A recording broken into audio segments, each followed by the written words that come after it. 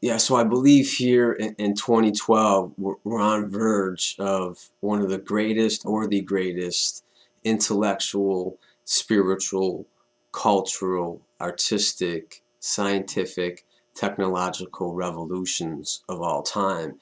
And the name of the game is being able to integrate all of this stuff to become a well-developed, evolved human being who can bring this light, who can use the gifts and talents in this great space, in this great universe, to create a culture, to create a society for all human beings to have access to the resources of education, of scientific advances, for fresh water, for healthy food, agricultural designs, educational designs are just, it's transforming and shaping at an alarming rate, where a lot of these positions they receive now, even educational positions, teachers are becoming antiquated because we have the internet and YouTube with all these great lessons on there where children can learn to go at their own pace. And I'm starting to see this, my own belief, been so for so long, this egalitarian movement of equality, where we continue to live in this medieval ages, this feudal system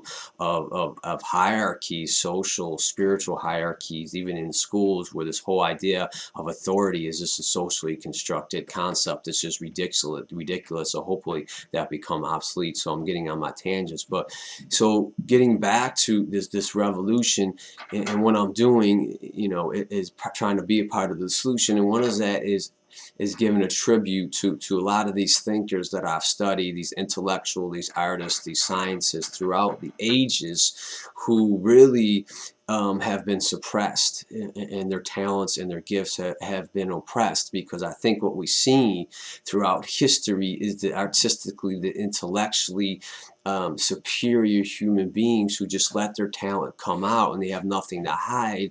It's a threat to the intellectual, spiritual, psychological, inept, insecure, inadequate human beings who feel like a threat, and then they use force, coercion, exploitation, war, slavery, oppression, and all those things to keep those intellectual movements suppressed.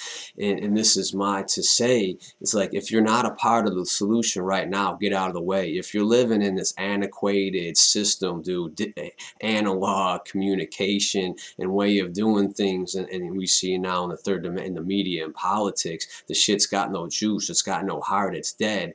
So what I'm still believing in, there's still a lot of intellectual, artistic stuff out there that's alive. And when I read it or I listen to the music, if it makes my heart beat, if it's transforming, sometimes I know it's not a museum. It shouldn't belong in a museum, or shouldn't belong in a tomb, that's still alive.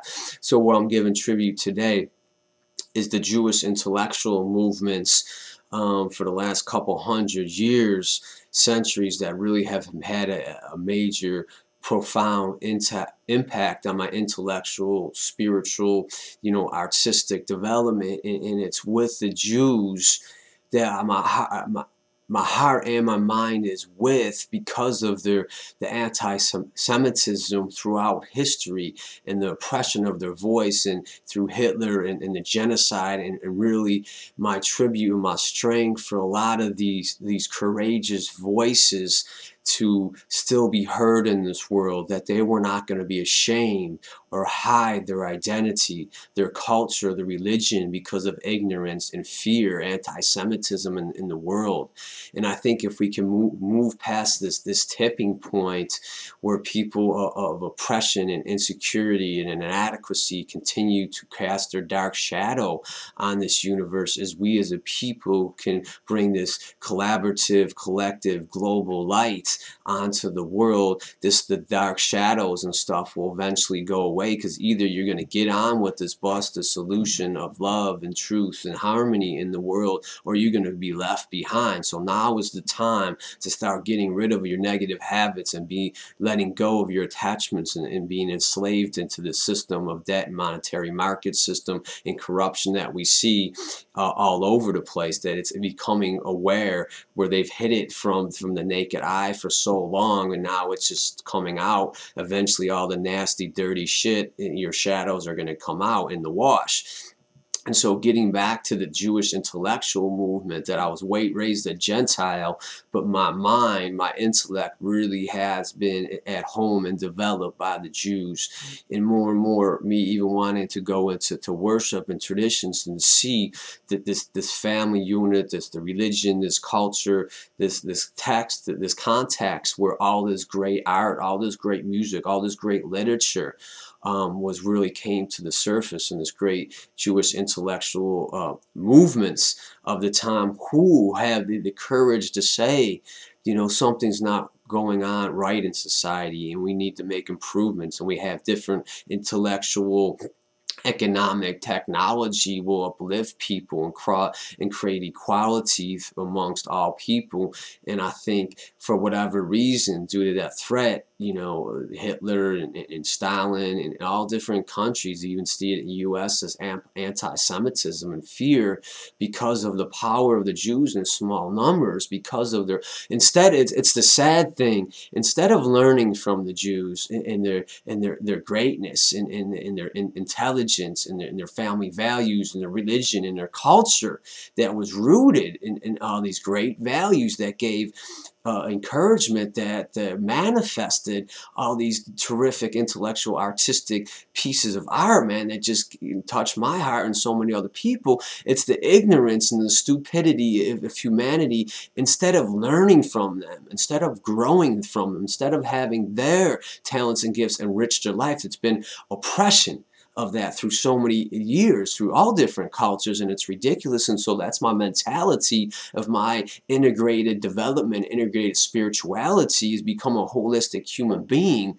is being able to learn from all different cultures. And that's what money cats don't get, is that most cats that I even know today, they want to be the preacher. Maybe I'm doing this here. They want to be the professor. They want to drop knowledge. But the key to my learning through 15 years has always been like the ocean, humility. So all seas that run to me, all knowledge, because I live in this humility, and maybe I'm counteracting that right now, in gratitude and awe and fascination. Tell me your stories. Where's your magic at? Tell me your mysticism. Tell me your knowledge. But most cats can't do it. They're analog style. They're still, this is me and this is you, and there's no collaboration, there's no community. So even human language, human interaction is becoming medieval, just like the lecture in the classroom, where one teacher, who's the dictator of the classroom, disseminates and drops knowledge on the students, who are bored for 6-7 hours, instead of really having this interactive process. For me, so if everybody hanging out, if you're not interactive, you're trying to drop knowledge and to try to have some authority, superiority on me by history, dude. If you don't know how to commune with me, you don't have the language skills, the conversational skills to give me freedom and space. And that's one of the things why I'm doing this right now, because I've listened to so many voices. I got educated, I got understanding, I learned from the best, I study, you know, all different cultures, all different religions, to have the view that, so from the sun, that I look at my life and I look at the world from the sun, that I don't see all these social constructs sort of much anymore. I see freshness, aliveness, spontaneity, so I can grow and become any type of evolve. There is no rules to the evolution of consciousness, to the evolution of humanity. You know, nature doesn't care about your laws and your legal system and all your politicians. It's going to do what it's going to do. So I'd rather be in line and harmony with evolution than this whack ass system out here today that just is null and void and is dead. It's a corpse. It doesn't move me. So I have these movements, intellectual movements, and all these spiritual soul searcher seekers out here just dropping love and harmony, who are bringing consciousness to a whole new level. So getting back to the Jewish intellectuals, it was one that what I love about them is because of the suppression and that being on the outside, being excluded, alienated, excommunicated from society, and exile for their beliefs, for just being who they are. It's just maddening to me.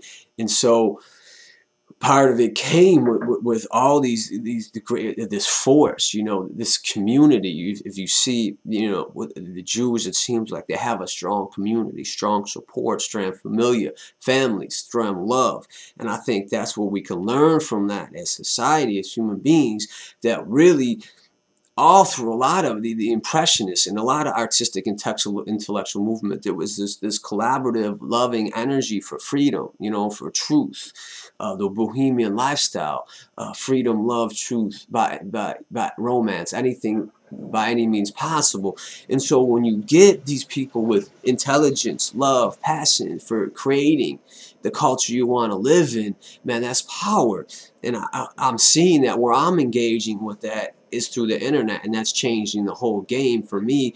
That not finding, having trouble finding these groups in life out there in society, in the world, but I connect with like-minded people who are, you know, who are at the cutting edge, and professors that are putting stuff on free, and this whole idea more and more, hopefully, that we can live as a community and share our gifts, talents, and wealth, prosperity, not have to worry about monetary compensation for that. And so what these Jews did, you know, some of my favorites, man, that I haven't even tapped into, a lot of these great musicians that we have out here, and artists, and I'll just drop some names that really have inspired me. You know, Gustav Mahler, the great composer, and a lot of this movement that I love was like 1860, 1870, 1925, 1930. And so this is my tribute because of the sadness for myself and the agony and the empathy and compassion and love for all the Jews, you know, who have been persecuted, who have been involved in the Holocaust, been killed, and all of them, you know, it's a sad thing that how many great minds and hearts were destroyed. How much better would our culture be today, you know, if that Holocaust didn't happen, if the Jews were given your love and space, man, to create and be in science and technology, you know, science, these Einstein and Carl Sagan and Franz Kafka and Freud and Rank and Mahler, and the list goes on to all the great, you know, Jewish, you know, culture enthusiasts out there. I wish I could drop more names right now. That Freud and Erich Fromm and all the Theodore Reich, the psychoanalysts, man, who had such. That's what I love about the Jews back, is their intellectual integrity, their intellectual knowledge. It's the same. Their acumen. I can't say that word. Their intellectual penetrating, intellectual mavericks. Is that my mind? I want to have the mind of one of these Jews that's sharp, that's diligent, that's penetrating, that's scholarly, that researches, you know, and it's amazing what that movement of 1860s, 1930s, that they were able to contribute. Marc Chagall, and our, you know, I'm not saying, he continued to express his love for his family culture and Judaism. And so for me, that I embrace them, and I think by embracing that culture, it opens up my heart and my mind to a different way to looking at life, and evolve and coming more to this integrated development of the humanity, and coming together instead of competing in this old territorial stuff that, you know, that was great. You're Irish and you're Italian and you're Catholic and you're African.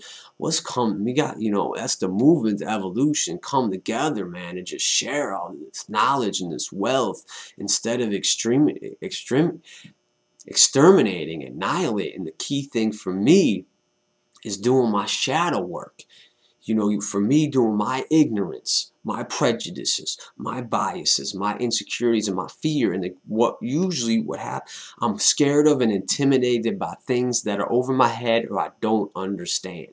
And that has to do with science and technology a little bit, is that I've had to develop and grow, you know, spiritually, intellectually, to really understand the concepts of physics and technology that are really transforming the material world by gaining this theory, this knowledge into the laws of the universe, and be able to apply that. So we look at this more and more, that we don't have to listen to like advertisers, marketers, politicians, all of them are just puppets on a string, where we could have, empirical scientific evidence to move human evolution, the redesign, the social redesign of the globe to match synonymously more with the laws of the universe, where now we're mostly the laws of society, of the culture that we created, that necessarily aren't the most official, sustainable values for the progression and the prosperity of the human species today.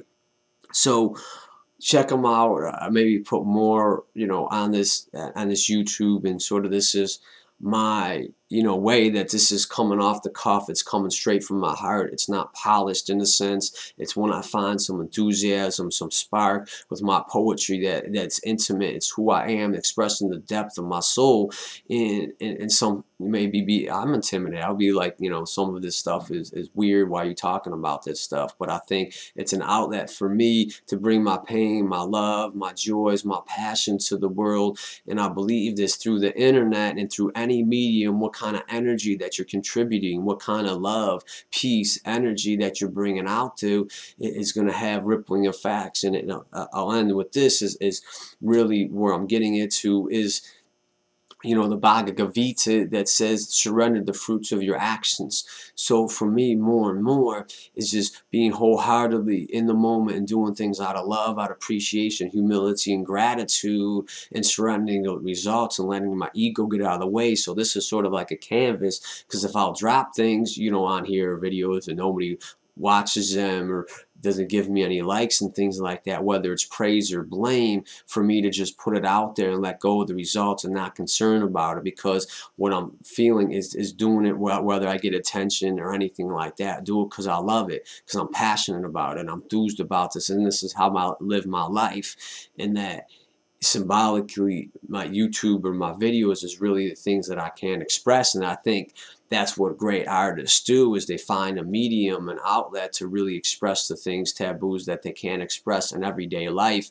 And I think YouTube, Facebook is a great way really to express yourself, your frustrations, your true feelings and voice. It gives really, as we hopefully have network neutrality, a voice to the voiceless, out there, because thank God, hopefully with the president and all that stuff, that it doesn't become policed, it doesn't become censored, it doesn't become this old antiquated medieval type of surveillance system that we continue to surveil each other. And that's basically the whole system, is that they get to get all the money and all the adulations, do whatever they want, because we as a people, the majority, are conquering, dividing, surveilling each other, putting each other down and stuff like that, hurting each other, so the 1% can get to reign free, and their hands are dirty, the dirtiest of them all, it seems like, and they get to do whatever they want.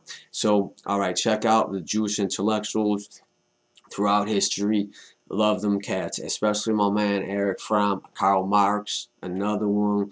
Karl Marx and Engels, man, really, man, I don't know if Weber was, really just a phenomenal human being, phenomenal intellect. Really tried to, help the proletariat, help the poor people. And I think it's any movement and any spiritual leader really has a heart with the poor, the heart with the oppressed, the heart with the disadvantaged, the heart with the ones that are on the outside of society, the voiceless and the alienated, to give them a voice, to give them the love and the freedom to be equality, because maybe they don't have the gifts and talents and the intellect and the education in the family system or whatever that has prevented them to become enslaved to a culture addiction, because they don't have the tools and how they were raised with the food that they were eating in the community that didn't offer a space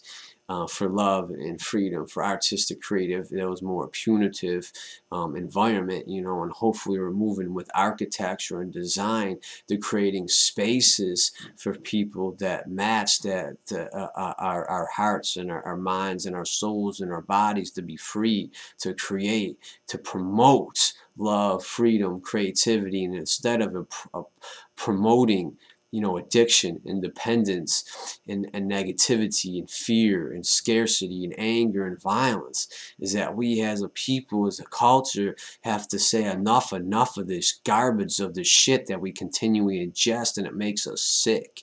You know what I'm saying? And once we come to this and we put the threat on the establishment saying you got to change, it's not you got to change, you're here to serve us.